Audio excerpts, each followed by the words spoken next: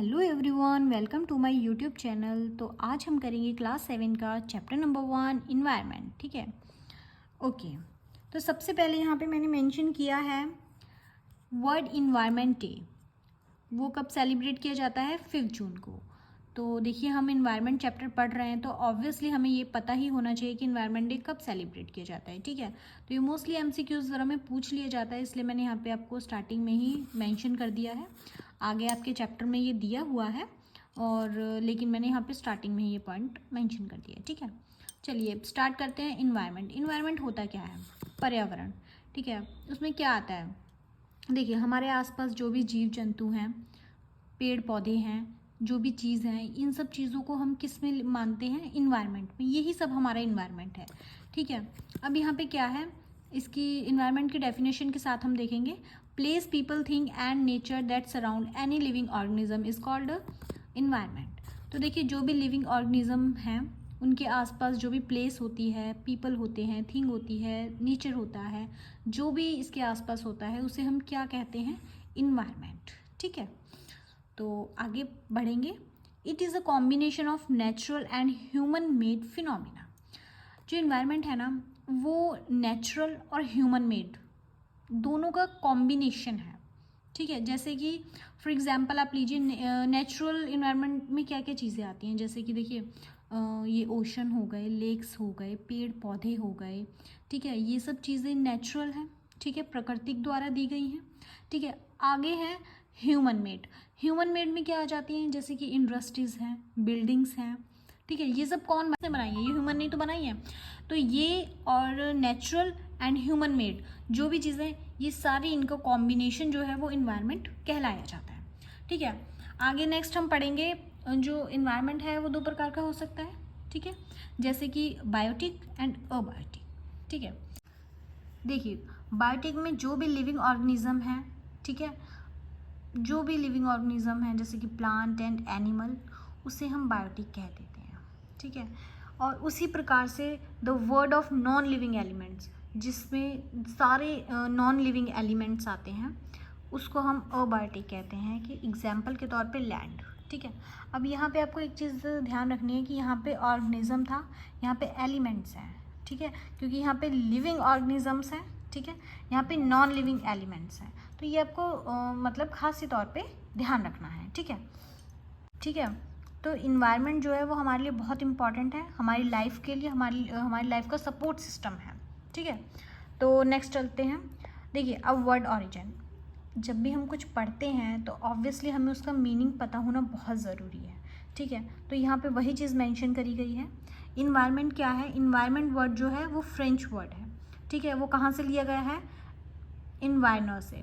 ठीक है, which means neighbourhood, जिसका मतलब नेबरहुड होता है। ठीक है, तो ओके, तो नेक्स्ट पॉइंट है हमारा नेचुरल इन्वायरमेंट। नेचुरल इन्वायरमेंट में क्या क्या आता है? देखिए, water, air, land, living things. अब देखिए, वाटर, जिस भी डोमेन में वाटर है उसे हम हाइड्रोस्फीयर कहते हैं। जिस भी एरिया में एयर है उसे हम एटमॉस्फेयर कहते हैं। जिस भी एरिया में लैंड है उसे हम लिथोस्फीयर कहते हैं। और जिस भी एरिया में लिविंग थिंग्स हैं हम उसे बायोस्फीयर कहते हैं। ठीक है, अब इसमें कंडीशन क्या होती है? देखिए, एक चीज़ आप याद रखिए, लैंड, एयर और वाटर जहाँ भी होंगे वहाँ पे ऑटोमेटिक बायोस्फीयर होगा ही। ठीक है, बट कंडीशन ये होती है कि लैंड, एयर एंड वाटर जो है वो एक साथ होनी चाहिए। ठीक है, ओके, आगे हम पढ़ते हैं lithosphere. Lithosphere is the solid crust और the hard top layer of the earth. जो अर्थ की हार्ड टॉप लेयर है ना, सबसे ऊंची लेयर है और हार्ड है। ठीक है, उसकी सॉलिड क्रस्ट है, वो हमारी लिथोस्फीयर है। ठीक है, सेकेंड है made up of rocks and minerals. ये जो है वो रॉक्स एंड मिनरल्स, बड़ी बड़ी चट्टानों हैं, उनसे मिलकर बनी है। ठीक है, इरेगुलर सरफेस। अब देखिए क्या होता है कि जो हमारी लैंड है ना, वो एक समान तो है नहीं कहीं भी, मतलब ये तो नहीं है कि एक सी होगी हर जगह। कहीं थोड़ी सी ऊंची है, कहीं थोड़ी सी नीची है, कहीं पे पहाड़ी एरिया है, कहीं पे खाई एरिया है। ठीक है, तो इसलिए उसे इरेगुलर सरफेस कहा जाता है। ठीक है, फिर उसके बाद आता है found over the continent and ocean floor as well. कि जो ये लैंड है ना वो कॉन्टिनेंट्स पे भी पाई जाती है as well as ocean floors पे भी पाई जाती है। ठीक है, जैसे कि आप देखिए, आप समुद्र देखते हैं तो उसके नीचे भी लैंड है, ठीक है, और उसके ऊपर हम लोग रह ही रहे हैं तो वो लैंड है, ठीक है। तो वो ocean floor as well as अंदर भी पाई जाती है, ओशन फ्लोर पे भी और ऊपर भी पाई जाती है, ठीक है। उसके बाद आता है हाइड्रोस्फीयर। हाइड्रोस्फीयर में क्या है, water domain, river, seas, lakes, oceans, ठीक है। नेक्स्ट है एटमॉस्फेयर। ओके तो नेक्स्ट पॉइंट है हमारा एटमॉस्फेयर। एटमॉस्फेयर क्या है, जिस भी एरिया में एयर पाई जाती है उसे हम नाम देते हैं एटमॉस्फेयर का, ठीक है। Thin layer of air that surround the earth. Earth के आसपास जो पतली लेयर है हवा की, उसे हम कहते हैं एटमॉस्फेयर, ठीक है। नेक्स्ट पॉइंट है protect us from harmful rays of the sun. अब देखिए सन से आने वाली जो भी हार्मफुल रेजेज है ना, उससे ये हमें प्रोटेक्ट करती है। क्यों? क्योंकि ये इतनी हार्मफुल होती है कि वो हमारी स्किन को एलर्जी कर सकती है, कैंसर कर सकती है, पूरी तरह से जला सकती है, ठीक है। तो इसलिए ये क्या करती है, हमें प्रोटेक्ट करती है, ठीक है। नेक्स्ट है consist of number of gases, dust, water, vapours, ठीक है। मतलब इसमें बहुत सारी गैसेस पाई जाती हैं, डस्ट पाई जाती है, वाटर वेपर्स पाई जाते हैं, ठीक है।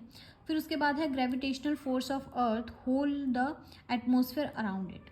अब देखिए ग्रेविटेशनल फोर्स है ना, जो वो अर्थ पे पाई जाती है, ठीक है, जिसकी वजह से हम लोग भी उड़ते नहीं हैं, ठीक है।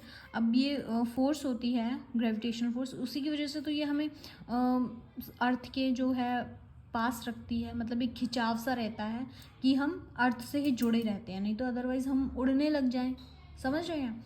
तो इसलिए क्या होता है, उसी प्रकार से ना एटमॉस्फेयर को, ये ग्रेविटेशनल फोर्स जो अर्थ पे पाई जाती है ना, वो एटमॉस्फेयर को भी अपनी तरफ से होल्ड करके रखती है, ठीक है। Biosphere, plant and animal kingdom together make it. जहाँ प्लांट्स होंगे, जहाँ एनिमल्स होंगे, वहाँ पे बायोस्फीयर होगा ही। क्यों? क्योंकि देखिए प्लांट्स जो हैं वो एनिमल पे डिपेंड होते हैं, जो एनिमल हैं वो प्लांट्स पे डिपेंड होते हैं, वो एक दूसरे पे होते हैं। प्लांट्स को भी कार्बन डाइऑक्साइड चाहिए होती है, तो वो एक दूसरे पे डिपेंड होते हैं, ठीक है। नेक्स्ट है narrow zone of earth where land, water, air interact with each other to support life. अब देखिए ये हमने पहले भी डिस्कस किया था कि जहाँ पे लैंड होगी, वाटर होगा, एयर होगी, वहाँ पे बायोस्फीयर होगा ही होगा।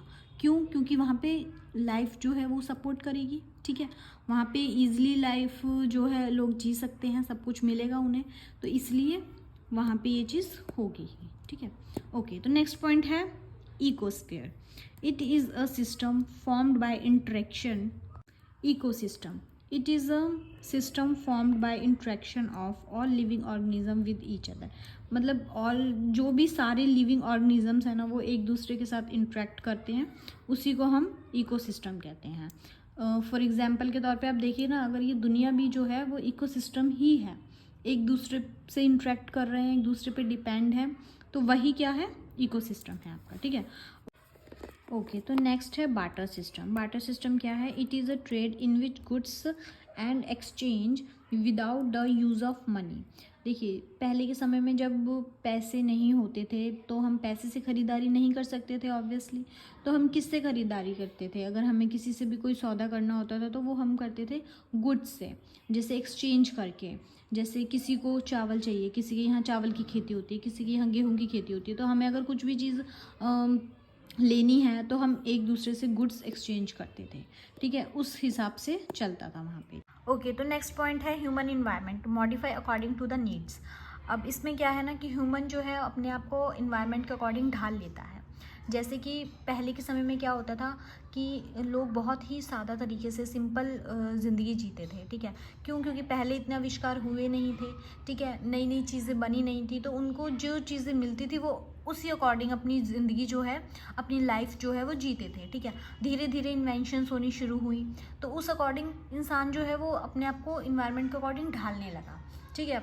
ओके तो इसी के साथ हमारा चैप्टर यहाँ पे ख़त्म होता है, और आई होप आप सभी को समझ में आया होगा। तो मिलते हैं नेक्स्ट वीडियो में नेक्स्ट चैप्टर के साथ। बाय।